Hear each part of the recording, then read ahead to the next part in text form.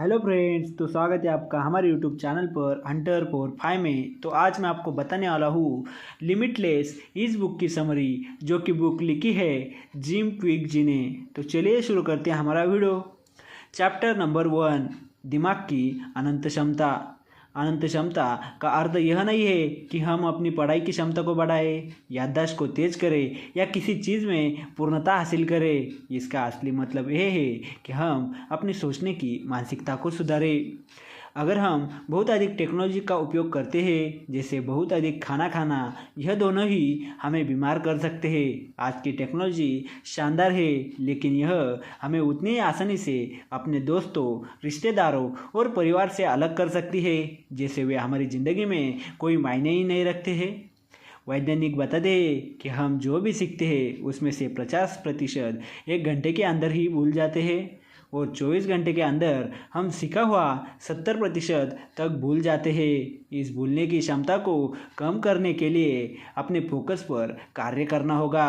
ऐसा माना जाता है कि एक साधारण इंसान 10 से 40 मिनट तक अपना ध्यान किसी एक चीज़ पर केंद्रित कर सकता है। उस समय सीखी गई अधिकतर चीज़ें याद रहती है।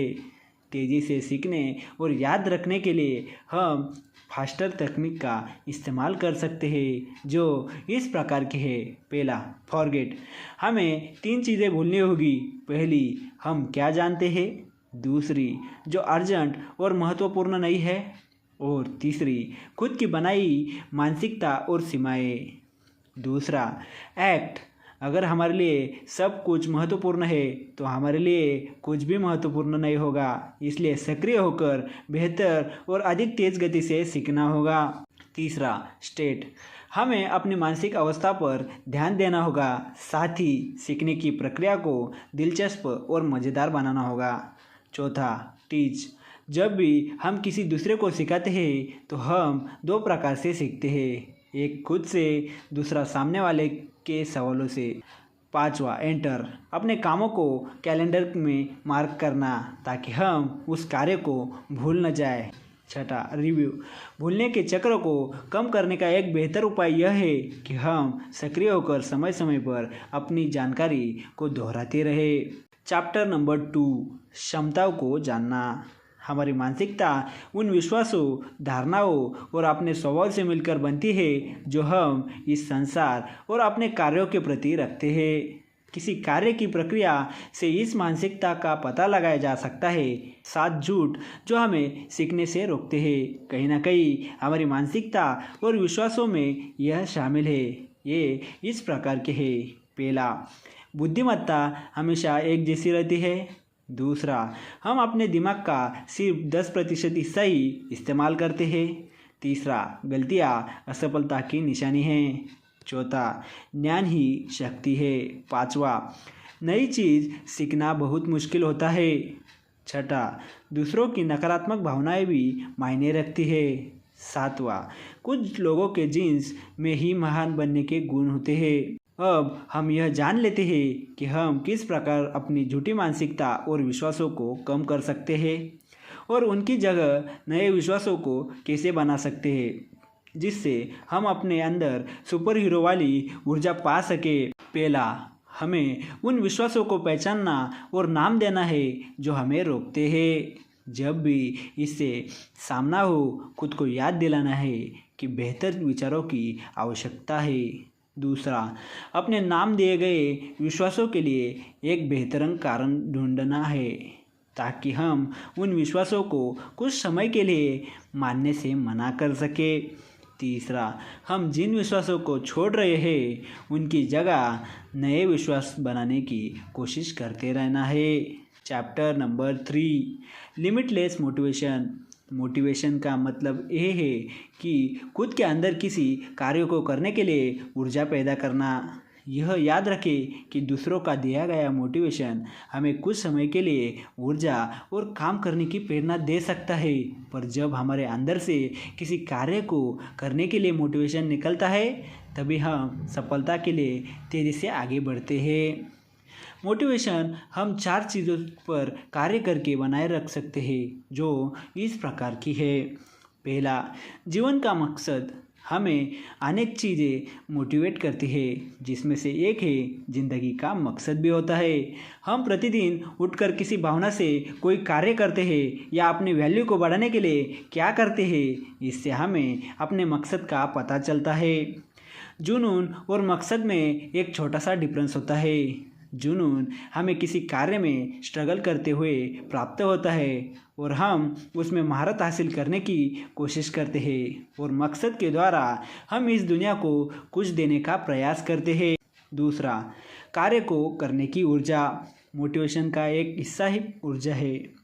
कहते हैं कि अगर ऊर्जा को नियंत्रित नहीं किया जाए तो यह हमें कुछ भी करने पर मजबूर कर सकती है। ऊर्जा का उपयोग करने का एक सरल उपाय यह है कि हम जिस कार्य को करना चाहते हैं उस कार्य को शुरू करना। अगर उस कार्य में मन नहीं लगता है तो कुछ समय रुके और आराम करें, उसके बाद फिर से वह कार्य करें। तीसरा, छोटे छोटे कदम लेना। एक बड़े कार्य को छोटे छोटे कदम से प्रतिदिन किया जाए तो कार्य भी पूरा हो जाता है और हमें बोझ भी महसूस नहीं होता। इसलिए एक बड़ा कार्य करने के लिए सही समय का इंतज़ार करने से अच्छा है कि उस कार्य को छोटे छोटे हिस्सों में बांटकर आज से ही कार्य शुरू करना। चौथा, कार्य में प्रवाह बनाए रखना। किसी कार्य को हम तब तक लंबे समय तक नहीं कर सकते जब तक हम उस कार्य में खुशी ढूंढना शुरू न कर दे। इसलिए हमें छोटे छोटे कदम तब उठाने होते हैं जब तक यह कार्य हमारा दूसरी प्रकृति न बन जाए। तभी हम किसी कार्य में प्रभाव को बनाए रख सकते हैं। चैप्टर नंबर 4, लिमिटलेस सीखने की प्रक्रिया। किसी कार्य को तरीके से करना ताकि वह जल्दी से और आसानी से पूरा हो जाए, यह उस कार्य की प्रक्रिया है। किसी कार्य को करने की प्रक्रिया एक से अधिक हो सकती है। सीखने की प्रक्रिया में 5 चीज़ों पर ध्यान देना होता है जो इस प्रकार की है। पहला, किसी कार्य में ध्यान लगाना। ध्यान हमें किसी कार्य में टिके रहने में मदद करता है। हमारा ध्यान न केवल बड़ी चीज़ों से भंग होता है बल्कि छोटी छोटी चीज़ें ही इसमें अधिक योगदान देती है।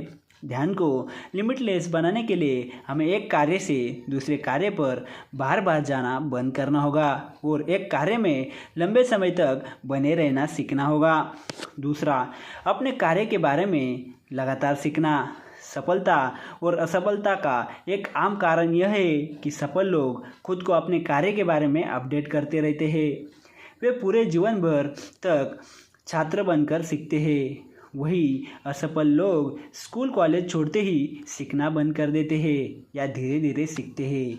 तीसरा, याद रखने की क्षमता बढ़ाना।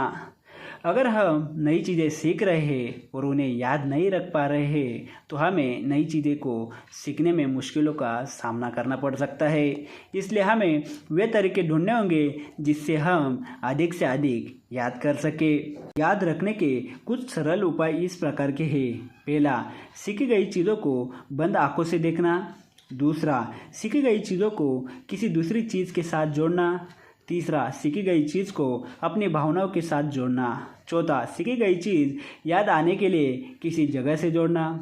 चैप्टर नंबर 5, पढ़ने की गति बढ़ाना। आज के समय में जानकारी बहुत तेज़ी से बदल रही है, ऐसे में पढ़ने की गति भी मायने रखती है। हम जितनी तेज़ी से पढ़ सकते हैं उतनी ही तेज़ी से हम और अधिक सीख सकते हैं। तेज़ी से पढ़ने में जो चीज़ हमें रोकती है वह हमारे मन में बोल बोल कर पढ़ने की आदत। इस आदत को हम इतनी बार दोहरा चुके हैं कि हमें लगता है हम इसे छोड़ नहीं सकते। हमें यह याद रखना है कि हम चीज़ों को केवल आंखों से देखकर भी समझ सकते हैं। इसलिए अपने पढ़ने की गति बढ़ाने के लिए मन में पढ़ने की गति से तेज़ गति अपने पॉइंटर को चलाना है।